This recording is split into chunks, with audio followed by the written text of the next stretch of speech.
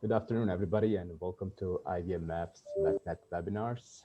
Uh, I hope everybody's well and doing great with your families during this difficult situations. As we start, I just want to say this webinar today will be on veterans politics and civic engagements. It's a VPPCE webinar with a partnership with Maxwell at Syracuse University and IVMF. My name is Elvis Avdic, and I am IVMF's post-program support service advisor here. I work with our IVMF alumni across departments. So IVMF focus on helping veterans, family members, and with the career transitioning, vocations, uh, community resource, entrepreneurship, and a lot of other programs. So if you want more information about IVMF, you can definitely check us at ivmf.syr.edu.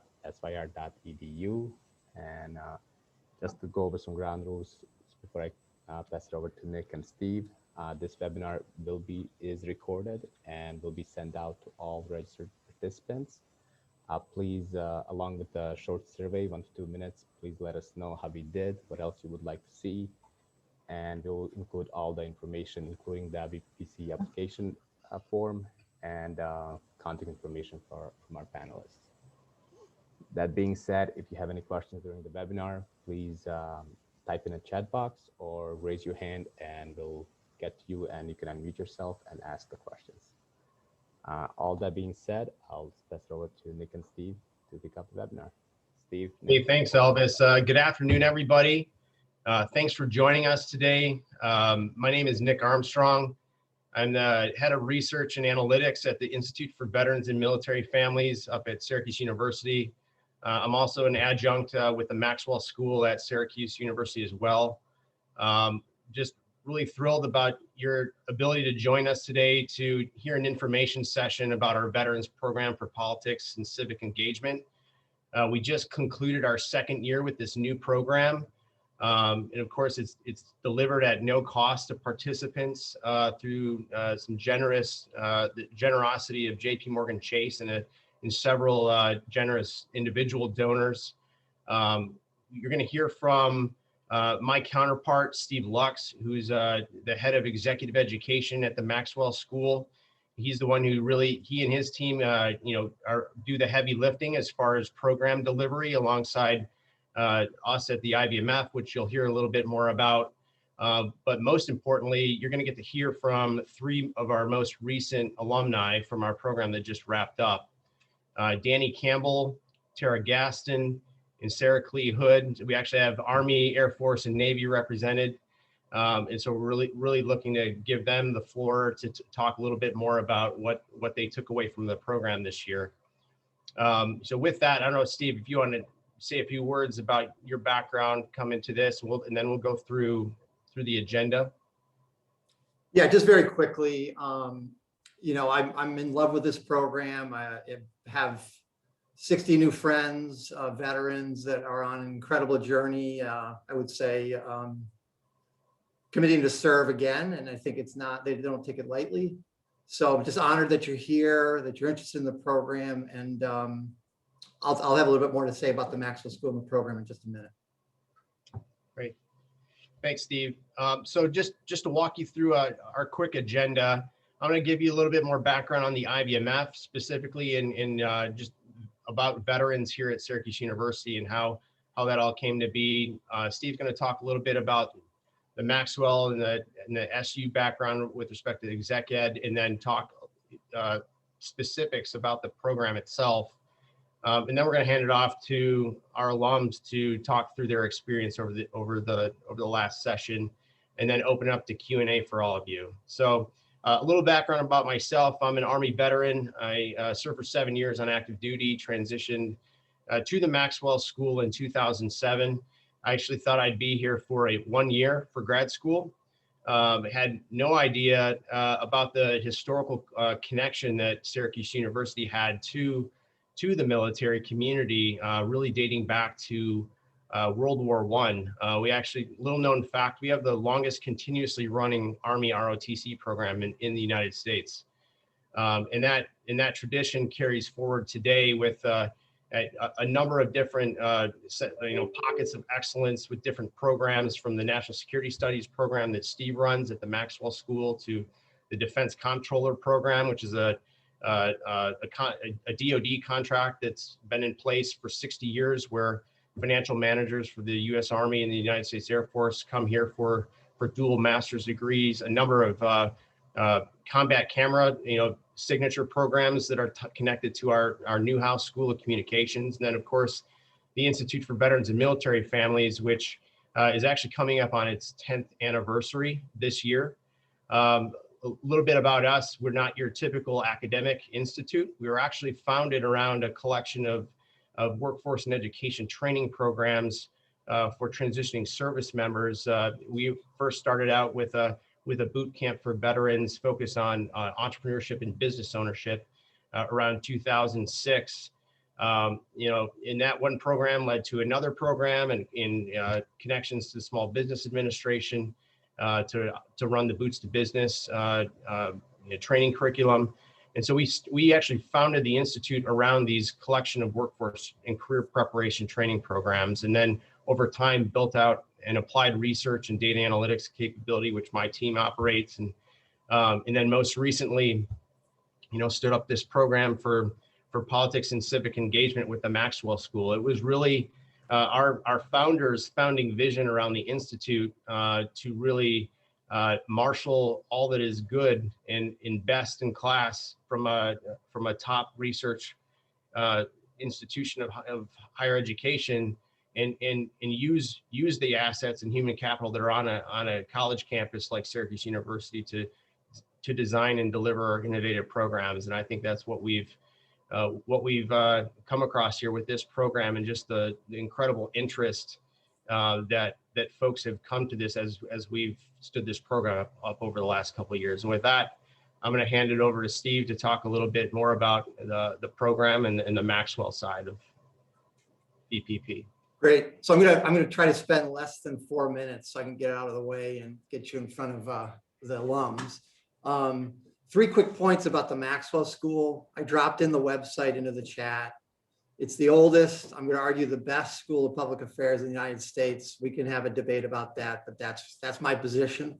One of the reasons it's a great school is we have an incredible dean, we have an incredible advisory board, we have an incredible group of people that are committed to our mission, which is very simple. We're trying to make the world a better place. And we think engagement in politics in a very positive way is part of our narrative and part of our story. And I think that should be accessible to veterans as much as anyone in the world. So that's really important to us. We're very practical. I think that's another important point to really make here is, yes, there are a lot of academics at this place that focus on theory and concepts and research. We're very much into the question of applied. And if there's anyone who is absolutely front and center on that particular question, it's a guy named Grant Rear, Professor Grant Rear, who is just absolutely committed to helping people like you figure out what politics means, how you might forge a career in that domain and be successful. And also understand that it's not easy, right? So no one's here to tell you that running for office is easy. And for those of you that run already, you know that already. But I just feel incredibly blessed to be a part of the Maxwell School, and also very fortunate to have the support of just a host of people, faculty and otherwise, to be a part of this program. There's a lot more to say about the Maxwell School, but I'll leave you with the website. You can ask questions about it. We'll start spamming you a little bit, stalking you, because you've come into this webinar, and hopefully that'll be okay. Real quick points about the VETS program.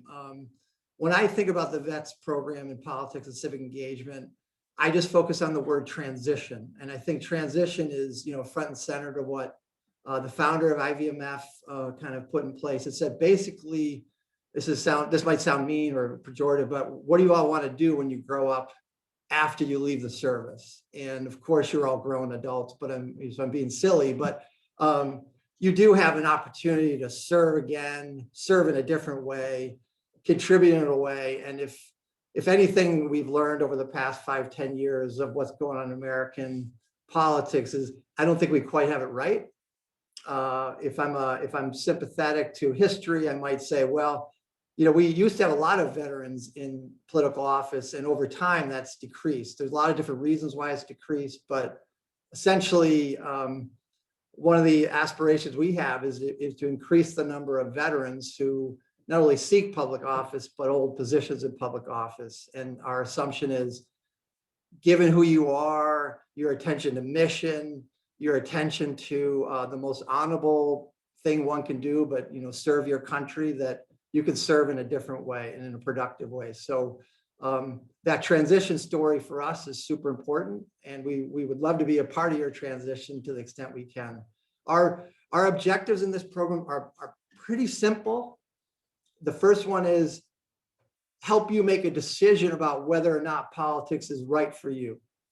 And in as much as we would love for everyone in this room to run for an office one day, you might come out of this program and say, wow, that might not be right for me. But there might be other paths to public service in the political frame, civic education frame. And we also talk about that. And I think it's hugely important. Beyond that, whether you're in or you're out in running for a political office, the second most important thing for us is, are you ready to run? And are you aware of what it's going to take to run? What are the things you need to develop? What's a campaign team look like? What's a poll look like? What's a campaign plan look like? What's a strategic environment? You all use strategic environment in the context of your military career. What does that look like in a political career? And I think if there's evidence from our most recent grads who put together incredible campaign plans on their own through this program, or are partially supported by this program, there's just a lot of things that you can learn and kind of explore. And just the last point, so I stick to this 1:15 deadline I have on my back. What we do in this program is certainly put you in front of academics, no doubt. But as important, perhaps more important, we put you in front of politicians who have won, who have lost and won and lost. And we try to collectively capture their experiences and say, this is what they learned along the way. And roughly half of those politicians that we put in front of people are actually veterans. We have an incredible array of folks, both in the Maxwell Network, the IVMF Network, Syracuse University Network, including veterans that are just itching to share their experiences with the likes of you. And that's also extremely satisfying for me. There's a New York State Assemblywoman, Pamela Hunter, just a princess of, I can't use the right word, but just a great American who is interested in helping you all. And I think we're really fortunate with this network. So I'm gonna get out of the way. Maybe I'll let Nick decide who's gonna pick on in terms of our alumni in the room. But pleasure you're all here, and thank you for being here.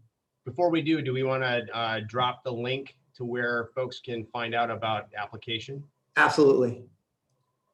So applications, it will go live on the 1st of April, and we'll keep it open for 2 months just so everyone is aware, and we'll have the link there. There you go. Thanks, Elvis. Maybe we could start off and just go round robin. We'll start with Tara, then Danny, then Sarah. Just tell us your story. Tell us a little bit about your background, your service history, what brought you to this idea of pursuing politics as a career path. Thanks, Nick. So actually, I myself am not a veteran. I am a military spouse, or a veteran spouse now. I grew up in a military family in Alabama, a family of Marines. I ended up marrying a submariner. My dad has yet to forgive me, but one day, here's hoping. I always knew, based on my family's history, that I would do something in service. I thought it would be the military myself, but my left knee disagreed with me. And once my spouse, there we go, I'm reading in the comments, good deal. As I'm sure many of you are aware, as you're moving around the country, it's pretty difficult to engage in local politics and sometimes even national politics. So once we settled in 2016, in the summer of 2016, after a medical discharge, I decided to get involved in helping to make sure that more people were there. And one of the things that I noticed is that what I thought of as supporting the military and veterans was not what a lot of other people thought of. And I thought it was pretty important that that voice be raised. It's not just repairing our ships and our boats. It's not just, making sure we have the best weaponry. It's also making sure that our families are fed, and that when our service members come home, they know that their families are safe and that they have mental health services and that the houses that they're in aren't full of mold and lead. And so I wanted to make sure that my voice was part of it. And I ran. I'd been a legal New York State resident for 6 months and decided I'd throw my hat because the worst that could happen is that I lost. And I won. And I'm not sure if I determined what the worst thing could be, because I've won re-election and I'm up for my third 2-year term now. So that's really been my focus. I learned a lot in living around the country, lived in every corner of the United States. Submariners don't get stationed overseas much, so I miss that fun. But learned a lot about what was working well and what wasn't, and what I could help bring to my community. And I ran for it's County Board of Supervisors. It's the equivalent of a county legislature. We had a very long and convoluted discussion about that in the program, which is another benefit. You get to learn about a lot of different forms of government, ways that people have seen that work and that don't. And that was really helpful to me because I've had a lot of experience in a lot of places, but I don't have the perspectives and the understanding necessarily that others did. And that was really helpful to me, as I'm not a veteran, whereas I know a lot about them from my spouse. It's good to be able to meet with others, particularly those who are really driven in making better policy and better representation. And getting those perspectives is really helpful for me. I do sit on a national organization supporting military and veteran services in the National Association of Counties. And so it helps me advocate for county policy, both in my own neighborhood and elsewhere. Yes, it was a partisan race. I am a registered Democrat. And our races used to not be partisan, but now they are. I'm answering questions. Did you want me to answer questions now or wait? Okay. Sorry. I like to joke that once upon a time I was an English teacher, and then I was an attorney, and now I'm a politician. So I will never shut up, and I am probably the worst person you wanted to party. Grant is actually very good with his shut up piece of wood, which is may not be something that's going to convince people to join the program, but it's really where it's not that bad. It might. Especially the Marines in here. I think they're used to that kind of thing. But it's really great to be able to engage with others, both veterans and spouses. And that's another important thing. If you end up thinking that politics isn't for you, or that sort of representation isn't good for you, we also need other military adjacent people, either spouses or children, because they also have really strong and powerful perspectives that we're not seeing represented, either the local level or, unfortunately, often at the state and federal levels either.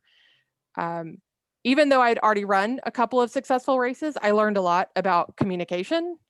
I learned a lot about the perspectives of others and engaging with it, which helps me and my arguments and presenting myself as well. Yeah, I think that's enough. I think I covered most of the questions and then if you have any other questions, we'll get to that later. But strongly recommend it. It's great. I hope it's in person next time. I hope we're able to do that because it was fun, but I think it would also be much more fun to hang out together. Totally. We're gonna try to work on that this year. Yeah. Rose, I'll let other people go, and then Rose, I see that question. I'll answer that one later if that's okay. That way maybe others have a perspective on that too. Does that work? Awesome. Thanks, Terry. All right. Thanks. Danny, you want to jump in? Yeah, absolutely. Hey, good afternoon, guys. Danny Campbell here out of the Houston area. I actually served in the U.S. Army for 5 years from 2007 to 2012, and I was an infantry officer. I was a 2020 alum of the VPPCE, which I just finally got the acronym right for the first time. And but I was an alum of that program, and it was excellent. Um, I currently sit on the Mont Bellevue City Council. And so Mont Bellevue is a small suburb on the far east side of Houston. Got into office in 2019 and am up for re-election in 2022 if I run for that same seat. With that said, I wanted to give you guys some background on me, some other background, more politics focused, and then give you an overview of what I thought of the program, and then kind of from a macro to a micro level, and then some of the benefits that I really felt were very strong. I had run for Congress, for US Congress back in 2018. And I had just decided, I think it was October of 2017. And I decided that day, okay, I'm gonna run for Congress. I ran for a congressional seat where the Republican was retiring, and there were about 8 Republicans that threw their hat in the ring for the primary. And I did not know what I was doing. I was very unprepared. I made lots of mistakes. I ran for Congress outside my district. That's one I would recommend you don't do. That's always a tough one to overcome. But with that unprepared, mistake riddled, campaign, I learned a lot. I learned a lot of things to not do and a lot of things to improve upon. Well, I had a fellow infantry or a fellow Army officer had reached out back in, I guess it was early last year, about this program. And his name's Joshua Beams. He was in the inaugural class. And he said, "Hey, I know you want to go into politics someday. You should check this out." And so, I went through the application process and then learned about the program. And it seemed like it was exactly what I needed to give me direction. And so that's kind of what I wanted to focus on in my little, blurb here, is that it really forced us to look at everything from a 30,000 foot view, and then all the way down to the very detailed strategic campaign, down to the tactical level of the campaign. And that's something that I needed. And what I liked is that it got successful candidates who had run for office and then were holding office. It got them in front of us to say, here's what I did, here's what I didn't do, or here's what I did that I would have done differently. And that was really helpful, because seeing how you can imitate success, that was a big thing for me, is how do I imitate what they're doing where they were successful. They did talk about their failures, which was great to learn from. Again, I had a big failure and I learned a lot from it. And so seeing other people's failures, how they relied on the wrong things to get them elected, I think that was really helpful.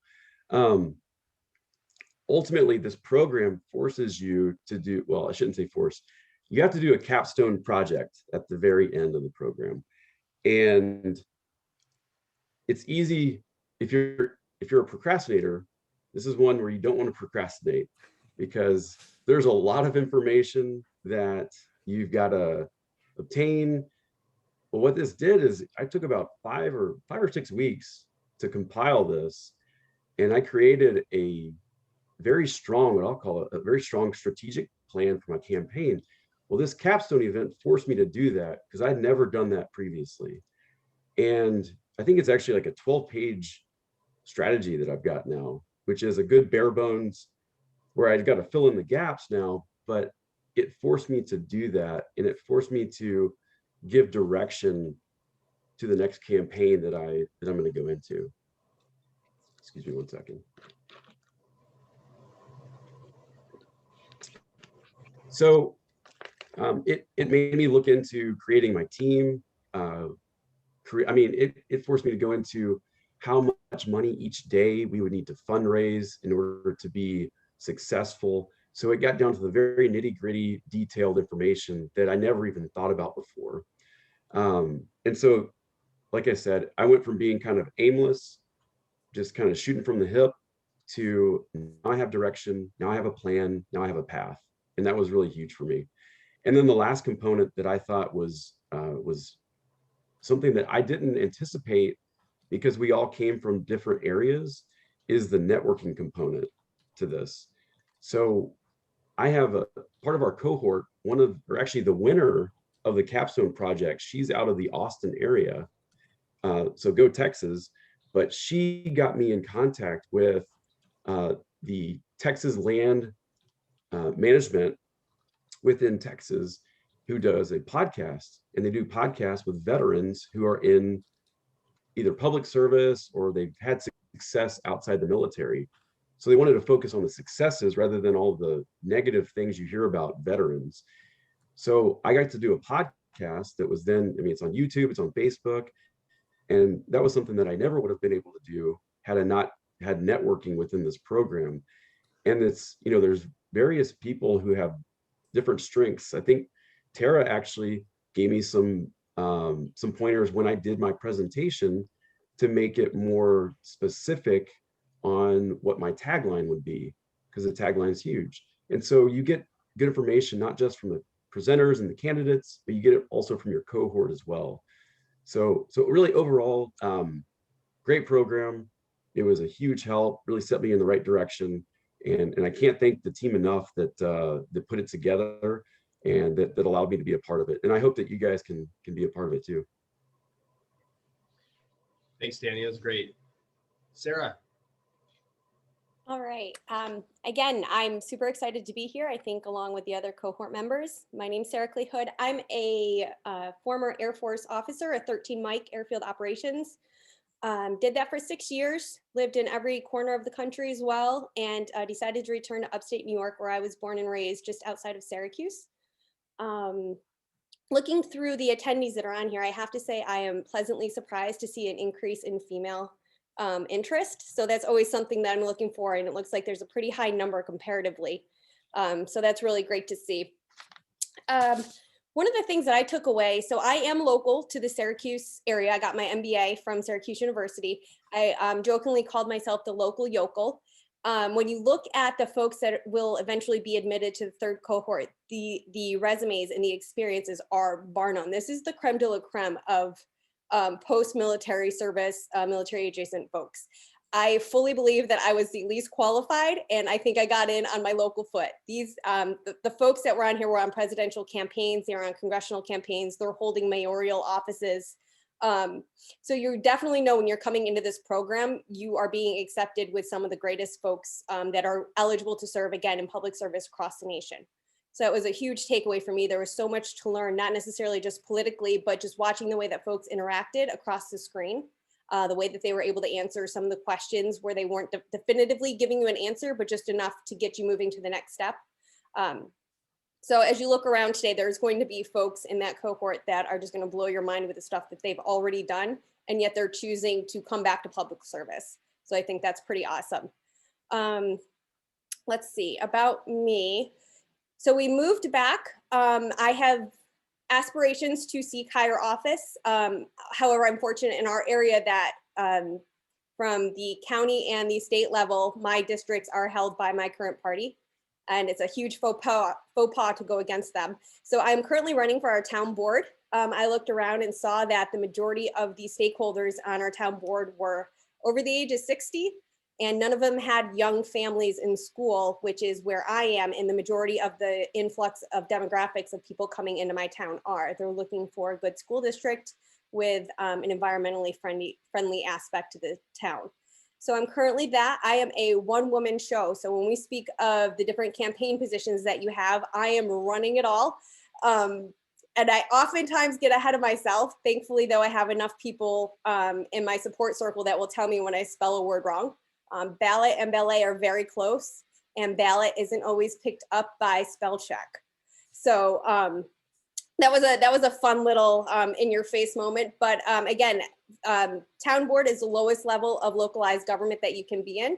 It builds up from there, and based on that, similar to what the other folks have said, your strategy needs to start building up once you look at those higher offices. In terms of the program, like I said, I thoroughly enjoyed all of the folks that were in the cohort. One of, I think, the greatest takeaways for me was that it was bipartisan, and everybody was able to have functional and forward-moving conversations. Nobody was disparaging to anybody else based on ideological views. We were all able to take somebody else's perspective, store it away, turn it around into how it might be useful for us, and then kind of spit it back out. So I don't think at any one point we had a standstill based on the fact that our country is so divided, but we in this room were not. So that was really great.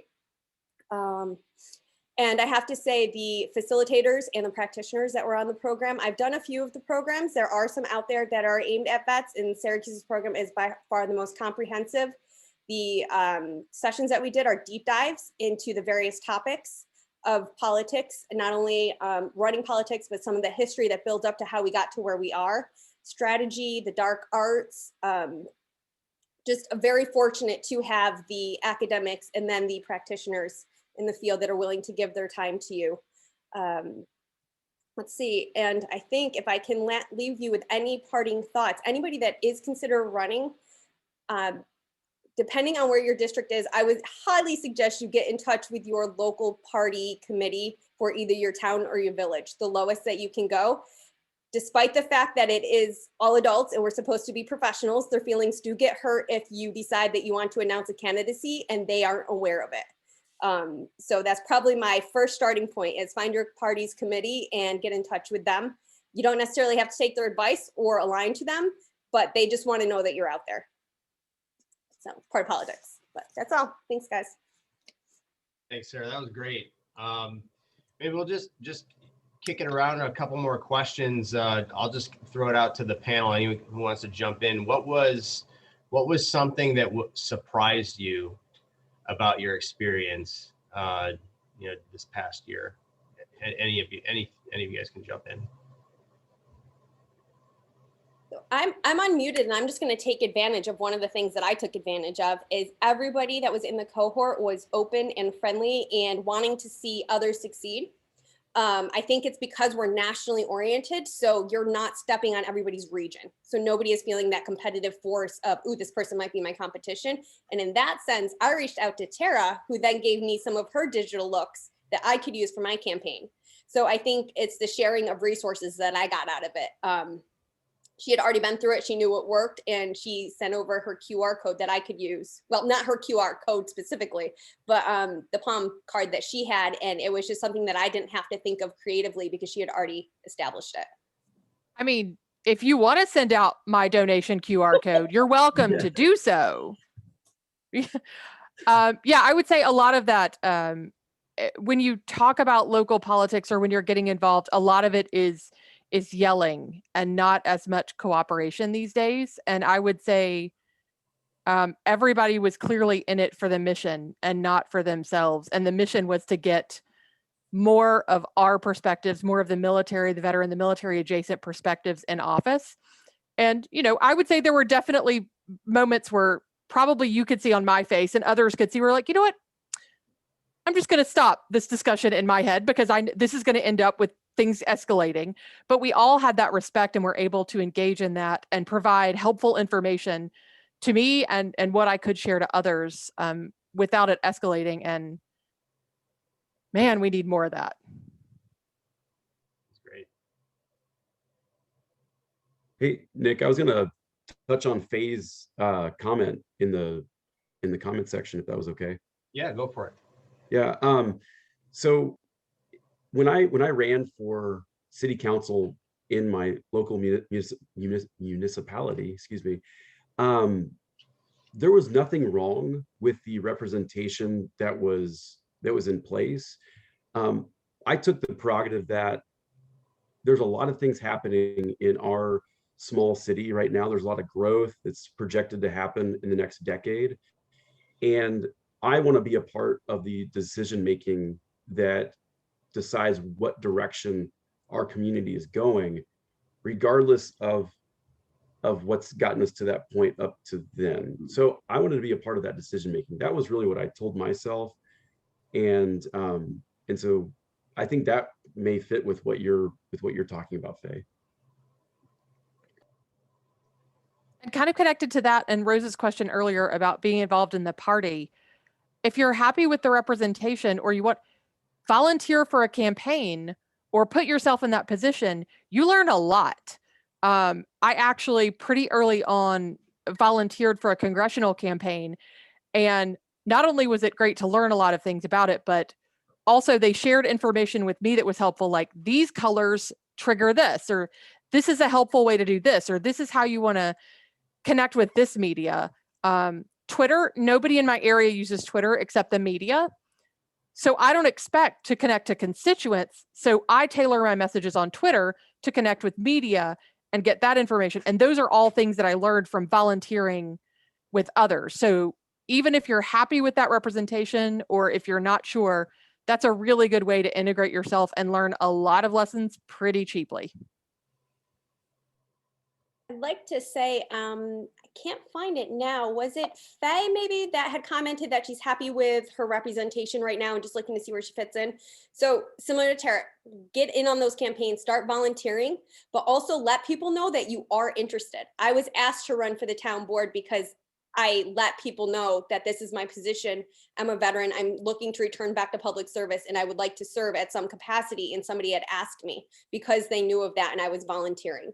Veterans are highly regarded in the community because of an inherent skill set that you have from the military that isn't just leadership, but decision-making, strategy, all of the good stuff that comes with the military package. You're not going to get typically out of one person on the street running for office.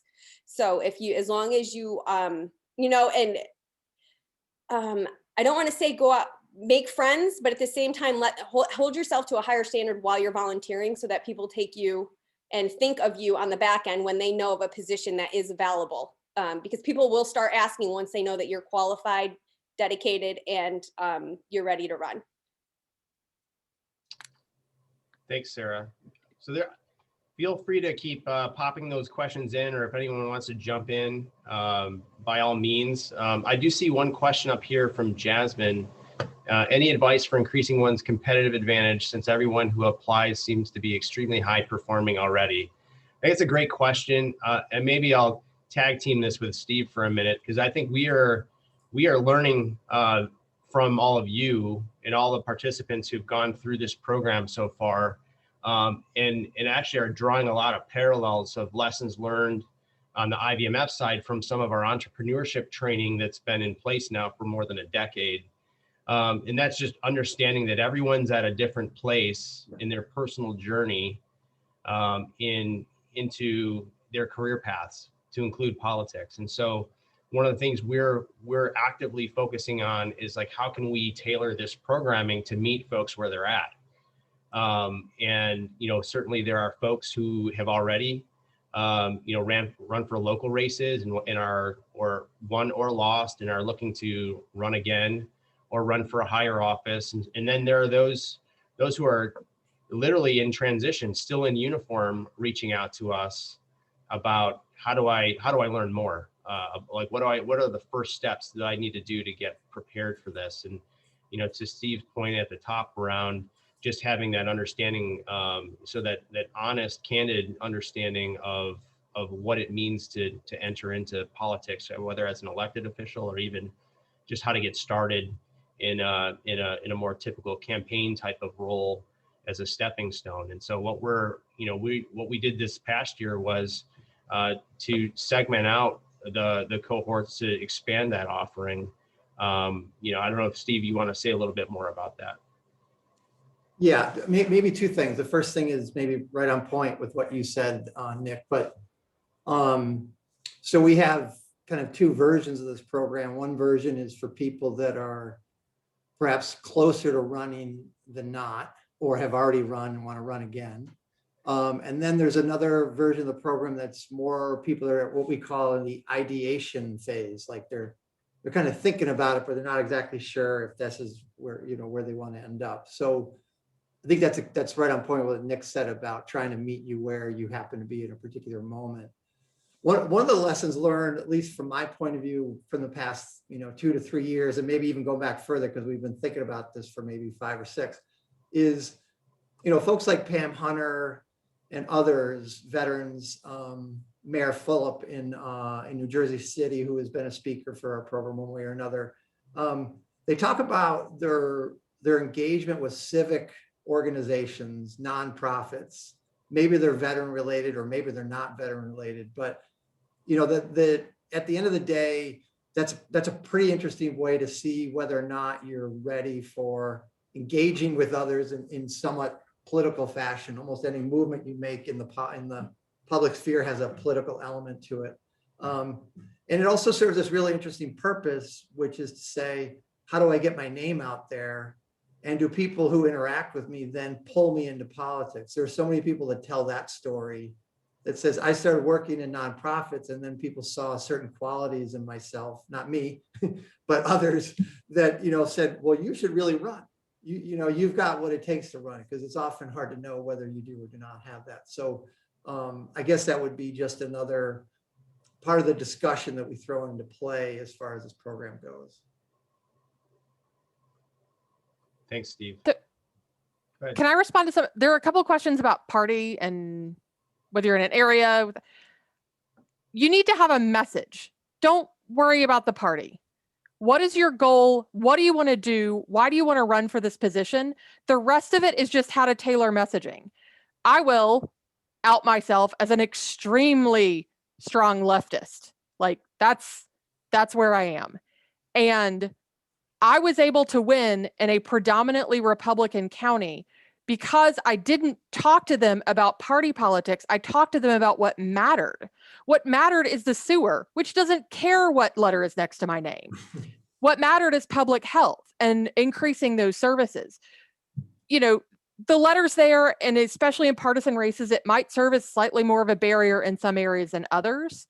But your message is the key, whether you're running in an area where your party is dominant or not. And, you know, I'm sure anyone here, and I know that we've talked about it a lot in the program about how to message your things, how to message your items and talking about things. And other members of the cohort could say, that's not actually going to work for me the way that you think it's going to, and be able to talk and flesh some of that out. But that's, I mean, that's kind of separate from the program itself, but really strongly encourage focusing on the message and your goals and what your priorities are in office, and less on the party, even though I know that wins on CNN. Thanks for that. There's a question in here. Is it possible, practical today, to run as an independent without a party affiliation? We actually have an independent mayor here right here in Syracuse. I don't know if Steve or anyone else has more to add there. It's an important question, I think. I dropped something in the chat, but if there's a further question, we can pick it up. Oh, great. Thanks, Nick. Hey, I wanted to chime in on that, on running independent or a third party. Obviously, if it's a nonpartisan race, it doesn't matter. It really is around the message. But if you're in I'm in a very heavy Republican county, Republican district, both at the state and at the U.S. congressional level, it would be very hard for a third party or an independent party to run and be successful. And I say that because the apparatus and the infrastructure are not in place to run a very successful campaign as a third party. So I would love to be able to say, yeah, run as an independent and you'll do it. But the reality is that the money that you would need to raise would have to outpace the money of the two bigger parties. And that is very, very difficult to do. And I say the money because what I learned in my first race was that money does matter and fundraising is key. And if you're being out fundraised by 100 times, it's very difficult to make up that difference, that delta. So I would say, to be honest, you may have to align with a party if it's very, very strong one way or the other. And I say that in my situation where I live right now. I would agree. I think at the lower levels, you can get away with a third party, and then maybe you build your name base and your your cache of funds to go into a larger race on a third party, but you're really going against two funding machines. And at the end of the day, despite all of the nice words, the higher you go, the more the money matters. And it's just the reality of the situation.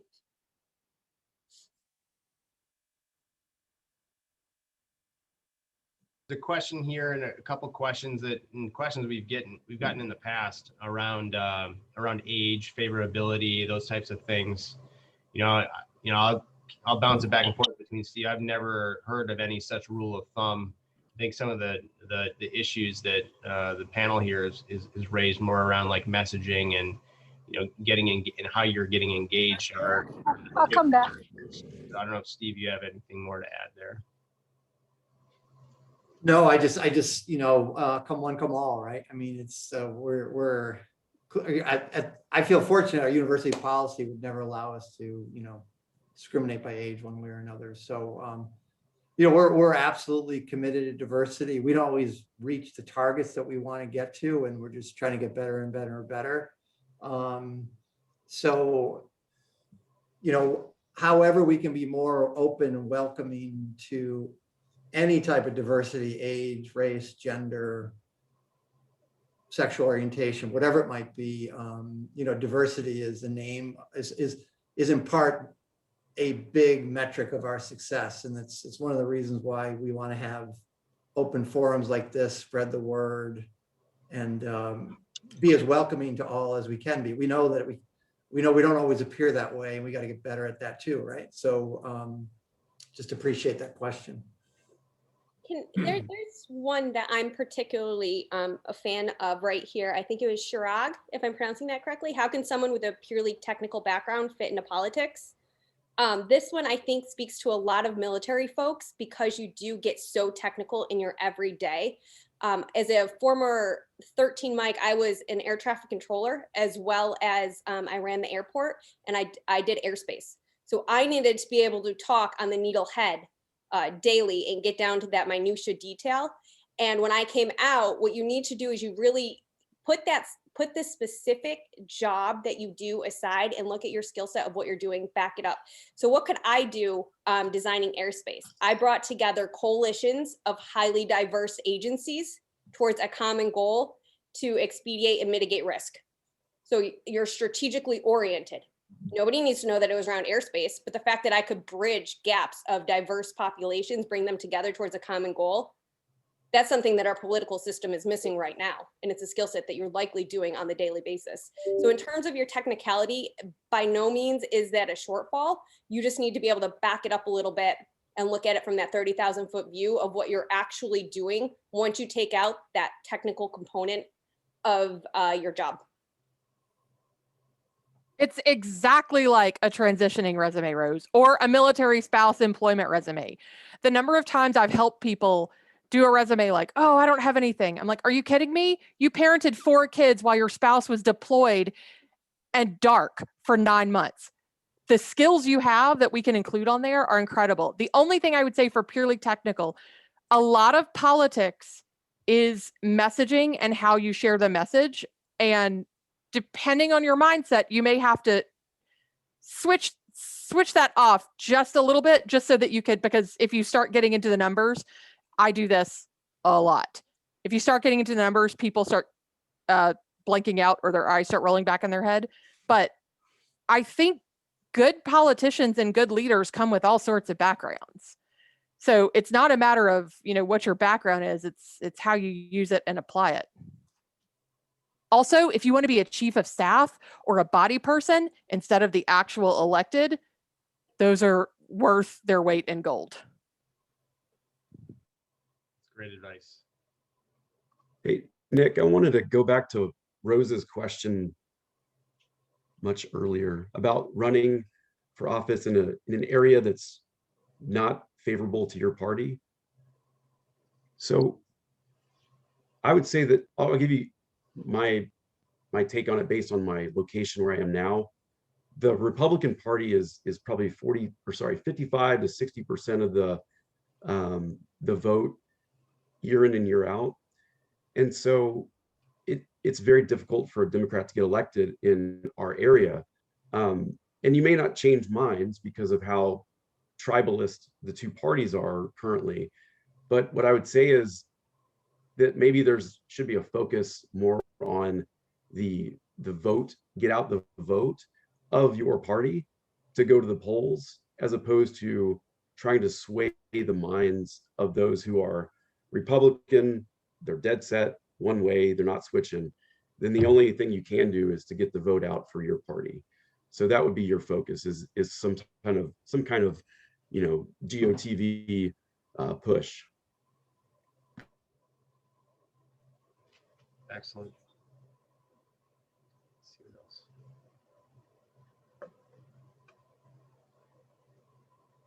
I think we got to most of these. Is there anything in there, Steve, that you see? I think we captured most of the questions, but I'm always happy to be proven wrong on that. Maybe just a couple quick points about that independent piece. Like Nick said, we bring in the mayor of Syracuse, who ran as an independent, in actually a very complex constituency. That's not an easy race to win in upstate New York. I don't know if Sarah agrees with me or not, but that's not an easy thing to pull off. We also have a connection to something called No Labels. I don't know if y'all are familiar with that or not. But it's an interesting group of folks that are trying to promote bipartisan behavior post filibuster blow up, right? It's kind of in reaction to the end of the filibuster as it used to be. But in any case, so that particular subject is one of the more interesting through lines for the entire program, because you get lots of different candidates who might be in a party, but they actually behave like not an independent, but they have to get votes from that other side or the middle ground, and messaging and dealing with primaries is the other question that people have to deal with, which is another tricky there that you got to navigate. And again, there's no absolute science to this, as we call it political science, but there might be political arts, might be more appropriate in the sense that it's just not an easy thing to figure out. So those are really thoughtful, instructive conversations, both because of the veterans in the room, but also because of the folks that Grant Rear and others can bring to the table. So I just want to make that point. That's great. It looks like there's another one there for you, Steve, from William. How will program structure function moving forward given the pandemic? Is it structured as full-time or balanced with full-time? Maybe just talk a little bit about our format. So in general, my world for the past 30 years is about adult education. So, adult education is premised on the notion you gotta be flexible, right? You all have meaningful lives in, above and beyond what you might learn from this program. So we really take that to heart. One thing that's super interesting post-COVID is how more acceptable online learning is. At the same time, I agree with Tara that it would be ideal to have a in-person experience. It might be a shorter experience than we had in 2019, but an in-person experience nonetheless. So I'm not gonna say exactly what that looks like, but in 2019 we had 8 days on campus. In 2020 we had none. In 2021 we might say somewhere in between. At the end of the day, however, no matter where people learn, our intent is for them to learn well and for us to instruct well, and to share whatever we have over whatever medium we have at our disposal and whatever people's travel restrictions and abilities are. I will argue that we might do better with diversity if we're more flexible in our delivery. Not everyone can travel because of their home life, right? So, universities are buying into more and more this hybrid model and things, but it's a long-winded say of not quite sure, hoping for some in-person, but that's something that's going to be clarified quite soon. What I'm saying, June, we'll know for certain what this looks like, maybe somewhat influenced by the pandemic. I would say from my perspective, the learning was great virtually. it's harder for me personally to engage in the more casual conversations over Zoom, probably because we're spending so much time on work here. So that's where I think the in-person would be good, even if it's shorter. But I guess do some more Zooms happy hours. That's right. That's right. I think we're coming up on 3 minutes left. I'll ask Elvis to again drop in some of the information to get in touch with us if you have questions, as well as the program application. But Yeah. Back to our panelists, is there anything that we didn't cover that you'd hope to get across to this group? Danny, looks like you raised your question.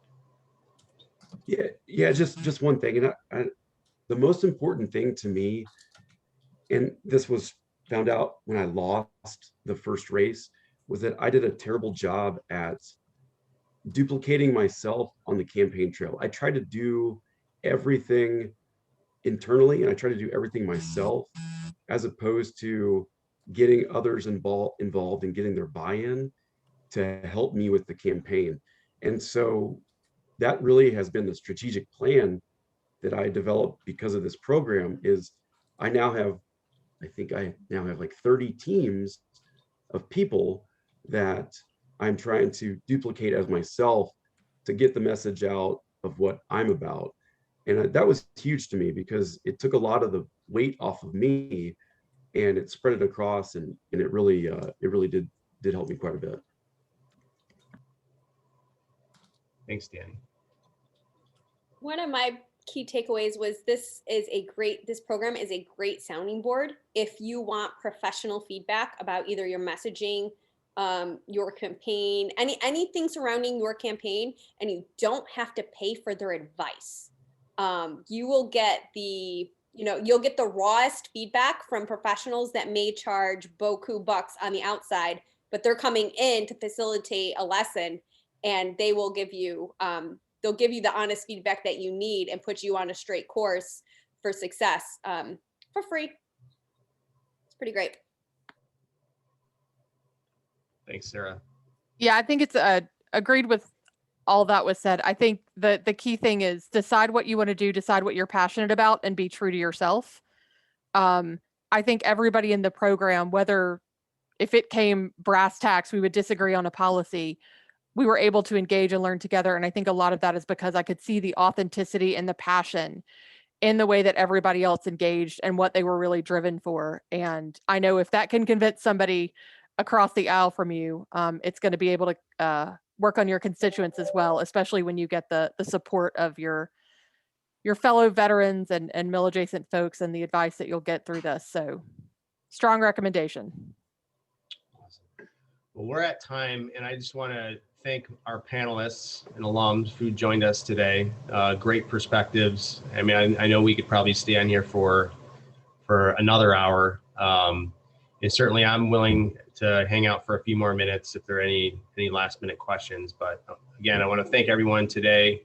There will be a recording that will be sent out to everyone. And I'll leave it to Steve for any final wrap up comments. No, just thanks for emceeing, Nick. You did a great job. And thanks for everyone for being here. Just it's a real pleasure. Thank you.